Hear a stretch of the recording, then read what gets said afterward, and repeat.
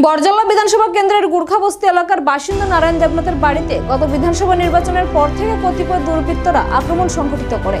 শনিবার রাতে কতিপয় দুর্বৃত্তরা বাড়িতে আগুন লাগিয়ে দেয়। তার দোষ হলো সিপিআইএম পার্টির কাজ করেছেন। তিনি ছিলেন একজন এক্স আর্মি। আগেও একবার বাড়িতে আগুন লাগানো হয়। ওই সময়ের ঘটনা তিনি দেশের প্রধানমন্ত্রী এবং তার দপ্তরের সর্বোচ্চ পদাধিকারীকে জানানো হয়েছিল।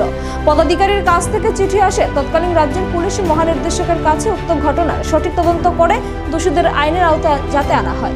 রবিবার খবর পেয়ে ঘটনাস্থলে পরিদর্শন করেন সিপিআইএম রাজ্য কমিটির সম্পাদক তথা বিরোধী দলনেতা জিতেন্দ্র চৌধুরী এবং বিধায়ক সুদীপ সরকার।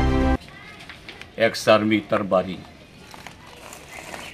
এবং এই বাড়ির উপরে হামলা হচ্ছে 2023 বিধানসভার আগে থেকে এবং ঠিক তার পরবর্তী সময় থেকেই আরও বেশি করে।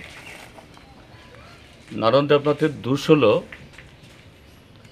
সে সিপিআইএমের সমর্থক এবং এটা 2023 বিধানসভার পরেই নির্বাচনের পরেই তার বাড়ি পুড়িয়ে দেওয়া হয়েছে। এই যে এদিকটা সবটাই, এবং কিচ্ছু নিতে পারেনি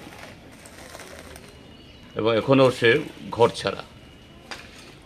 অপরাধীরা সমস্ত এলাকার একজন খুব প্রভাবশালী নেতা, বিজেপির বড় সাংবিধানিক পদে গেছেন এখন, তার একজন শ্রীমান তার সাথে যুক্ত। তো এইভাবেই গোটা এলাকাতে এই অরাজকতা তারা চালাচ্ছে এবং এটা 2023 বিধানসভা নির্বাচনের আগে থেকেই তার উপরে আক্রমণ। কেন সেই এলাকাতে সিপিএমের হয়ে কাজ করে, জনগণকে সংগঠিত করে।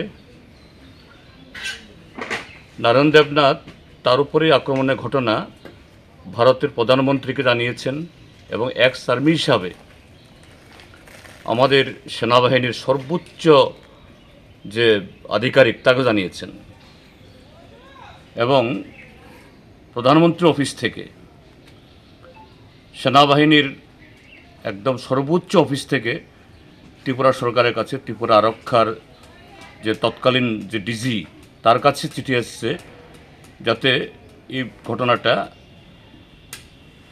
সুচারুভাবে সঠিকভাবে তদন্ত হয় এবং অপরাধীরা যাতে ধরা পড়ে এবং তার উপরে এরকম যে আক্রমণ হচ্ছে উপর্যুপরি এটা বন্ধ হয়। কিন্তু দুর্ভাগ্যের যে ভারতের সেনাবাহিনীর সর্বোচ্চ যে আধিকারিক তার অফিস থেকে নির্দেশ আসার পরও এবং ভারতের প্রধানমন্ত্রীর অফিস থেকে আসার পরও ত্রিপুরার যে সরকার, ত্রিপুরার আরক্ষা দপ্তর তার নিরাপত্তা বিধান করতে পারেনি।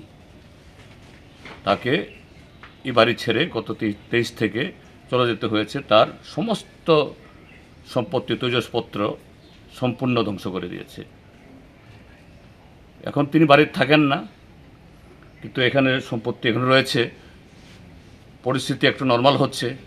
গত 29 তারিখে সেখানে সমস্ত রকমের ভয় হুমকি উপেক্ষা করে হাজার হাজার মানুষ এসেছেন। বুঝতে পারছে এই সমাজ বিরোধীরা এবং তাদের মাতব্বররা দিন বদলাচ্ছে, কাজেই মানুষকে সন্ত্রস্ত করার জন্য আবার গতকাল রাতে আগুন লাগিয়ে দিয়েছে। তো এই জন্যই আমি আজকে দেখতে আসলাম যে ত্রিপুরাজ্য কী চলছে এখানে, আইন শৃঙ্খলা কাদের হাতে।